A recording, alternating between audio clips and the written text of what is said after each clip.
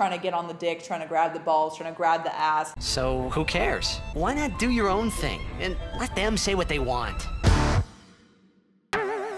What's up, guys? Welcome to the tiredest I've been and the least motivated I've been to do a video while doing a video in a very, very long time. I just want to get a Friday video out today, so I tried to pick a topic that I could just kind of speak from the heart on that wasn't hopefully going to be a huge video, because I am vain and I cannot stand the fact that I have absolutely no upper lip right now because I dissolved it in the process of making it better and refilling it. And then I also have these crazy ass wonky eyelashes that both make me look like a tired bitch and are weirdly pokey in weird ways because for some reason in 1 week eyelash extensions just grow out and fall out on me. So at least I have a cute top on. I have a new light back there. Let me know if you like the little breakup of all the blue, because this place is very, very blue toned, and it looks even more blue toned on camera than it actually is. It's just like the bluest place in the world, so I wanted to throw in a little bit of color. Maybe I'll turn it down a little bit. 1 second. There, how is that? Do we like that? Do we like these? Welcome back to my channel. Today I'm just going to be giving you guys a little bit of an update on our self-couples therapy that we've been doing that I mentioned in a video long ago. Hopefully I'll be able to remember what video that was and put it on the screen right here. But yeah, I mentioned that I want to improve myself. Hunter wants to improve himself, although on a lesser scale. That's like not really on his radar as much because he hasn't really self-actualized to the point where he has the luxury to worry about stuff like that. He kind of still has to worry about like work 24/7 as a new baby lawyer. But we want to work on our already pretty great, hold on, my shorts are eating my pussy, relationship. And this started off because we still do have a few things that we need to compromise on and figure out how to compromise, and we're both in it for the long haul. Like, we want to make this work. So why not spend a little bit of time weekly just talking to each other and catching up? I think I mentioned to you guys before the structure that we decided to use for this self-couples therapy and why we did it instead of actually going to couples therapy. 1, obviously we want to save money. 2, we're both too narcissistic and intelligent to think that we're easily going to find a good match for a therapist who isn't just going to be full of absolute bullshit or just like listen to us vent. We don't really need a mediator. We don't fight in a way where like we need to be calmed down or put in our places. We kind of just have disagreements and then talk them out. And then he tends to get a little bit more emotionally and physically fatigued from it than I do. So I can be a little more pushy in wanting to just like resolve whatever we're talking about in the moment. So that's kind of another thing we're working on, like a side thing, trying to work on understanding and communicating each other's styles so that we can kind of mesh well together. So this is how we usually do it. This is how the structure is. We start off by giving each other a compliment. It doesn't have to be a compliment on personality or on something substantive. It can be like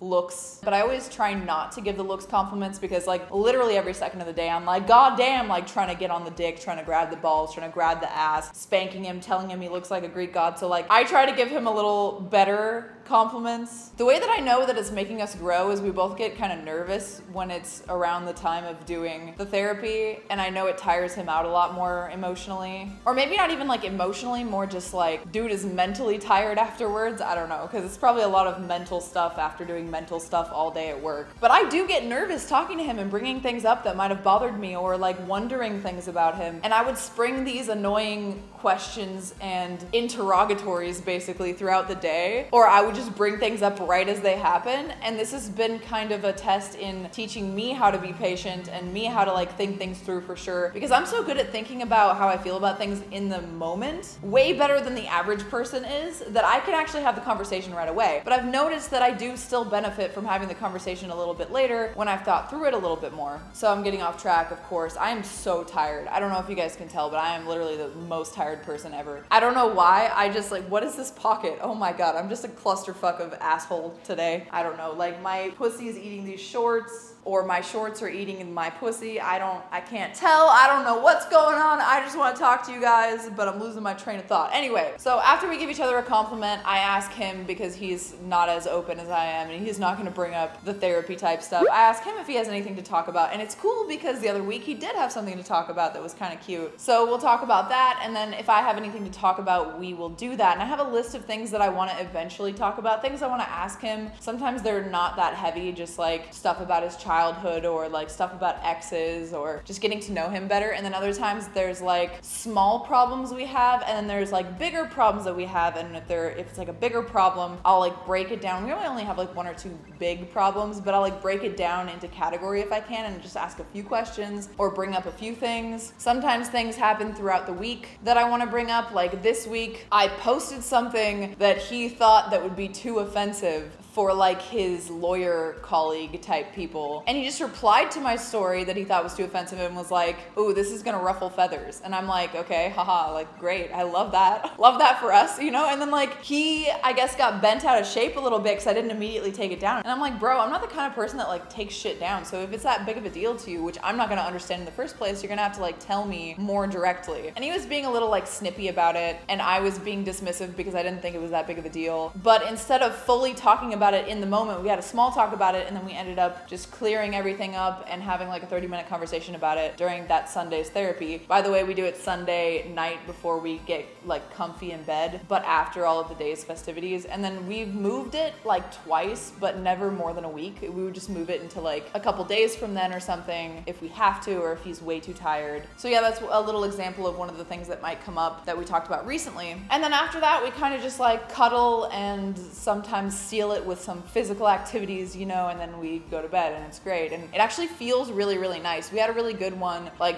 a week or 2 before. I don't want to give you too many details of our like actual personal life, and there's not really anything big right now, but it was something where I was feeling a little insecure about something in our relationship or the way that he saw me, and he was able to just easily clear it up. And I'm like, yeah, just tell me if it's ever the case. And everything was great. If we have nothing to talk about and I feel like keeping it light, I have a list of questions that I got off of some shitty dating website that are just like good questions to ask your significant other. And I've been asking him these questions randomly on date night and on therapy nights just to kind of like get to know him better. Let me read a couple for you, because why not? So there's stuff like, what's your favorite childhood memory? And then there's a longer list of stuff like, what's the worst job you've ever had? There was one where we were talking about jobs, I think, and it turned into like a really long conversation that was like really interesting, because I didn't know he had had so many jobs before being a lawyer, and I didn't know he had worked at so many law firms while being a lawyer, so it was interesting. And then there's stuff that's more pertaining to the actual relationship that gets cute, which is like, do you still ever get nervous around me? Which my answer to that question would be yes, right before therapy, or when I have to bring something up and I'm worried about your reaction, you know? Oh, don't show the armpits, oh my God. Couple more days and ugly month will be over, okay? I will have lips again, I will have no armpit hair, everything will be great. Anyway, I just wanted to give you guys that update because it really seemed like when I just mentioned it in passing, a lot of people are actually interested in it, and I thought it might be an interesting way to try to incorporate it into your relationship if you have one. It could be like a friendship too, and it doesn't have to be so structured. I just like to make sure that it's structured, so I make sure that we have like 1 day a week to actually talk about this stuff. And I really like being forced to wait, because in other relationships where people are willing to dig deep and get dirty at any point, I would be more inclined to get the conversation out of the way right away. But that can, I guess, stress other people who aren't as inclined to talk about deep shit all the time or something, or are worried about doing that. And then it also doesn't give me as much time to think about why I did what I did and why I was bothered or not bothered by certain things. After the situation with the story post, I was able to think about why it bothered me a little bit more. Like, it felt more like he was offended by the joke and not like he was just doing it for his job. And I was like, first of all, you need to be more direct with me. Be like, I think this is a big problem, will you please take it down? Because if someone gives me the like, can we do this later, or haha, this is gonna be a feather ruffler, like I'm never gonna be like, a feather ruffler, and like take it down. Like, can you imagine?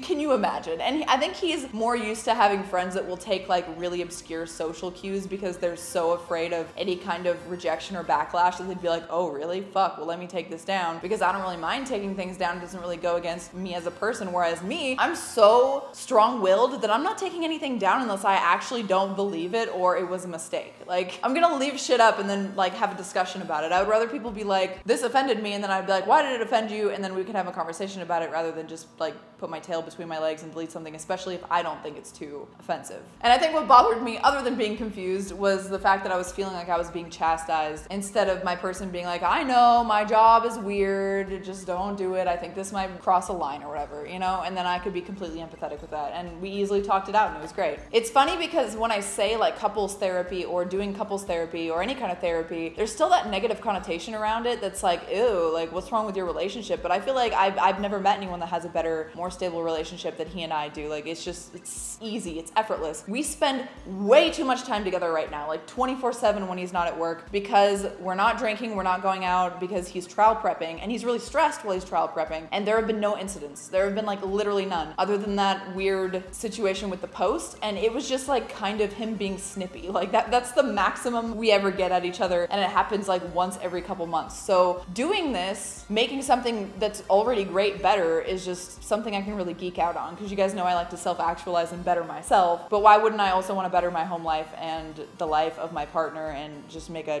thicker, better bond and have some time to just like talk heart to heart? Because I used to really crave, sorry, I'm making sure my nipples are in. I used to be really stressed out if we didn't get a date night like once a month, because it felt like that was, am I out of focus the entire time? I'm gonna fucking kill myself if I've been out of focus the entire time. Oh my God. Well, you guys are just gonna have to deal with that, because I can't do it today. I can't fucking do it. Just listen to my voice, use it as a podcast, whatever. So I don't know what I was even saying. I just feel like everything's a lot better, and I feel like the stigma shouldn't be there. I feel like everyone should be in therapy. It's just that I can't bring my fucking narcissistic ass to do it, and it just seems like such a waste of time. So I do a lot of like self-work and trying to understand what it even means to process emotions properly and to think about things that like seem normal but can like put me on a higher level of being and stuff. You know, because I feel like you can always improve. So by me saying like, oh, we're doing like self-couples therapy or whatever, I'm not saying like there's a huge problem in a relationship, but like every relationship, there is compromise and there are occasional problems and there are ways that you can strengthen it, even if it seems pretty good. And I feel like it's a good thing to do, and it's free and it's bonding. So yay. Let me know in the comments if you think this is interesting. If you have any questions, please let me know. I'll keep updating you guys if there's anything new, but I think this kind of covers like everything that we do. And to me, it's been really helpful. Like I would hold in things that bother me and like wait until we have like a cheat meal. Then I would ruin the cheat meal day by talking about it, even though it doesn't ruin it for me. Like for him, he doesn't like to keep things that heavy. Or I would wait until we're drunk and he's like happy to be more mushy, and then we would do the mushy stuff. But now I know all I have to do is wait a maximum of 7 days, process it, and I'll be able to talk about it, and we'll have this designated time to talk about it. So it's been great. I love that Tara has a real relationship, so she's self-actualizing in that way arc. It's been really great for me and really fun, and it's really interesting to see where I am still very flawed, and to try to fix those ways in which I'm very flawed, because I'm gonna be honest, I thought I was pretty fucking perfect before I met a new dude and got into a real adult relationship where, you know, the two people compromise and work on things and work on themselves for the relationship. I don't know. I'm grateful for all of the lessons in life, and I'm happy to pass them along to you. I'm so fucking tired. I'm gonna pack this shit up and go home and get ready for the gym.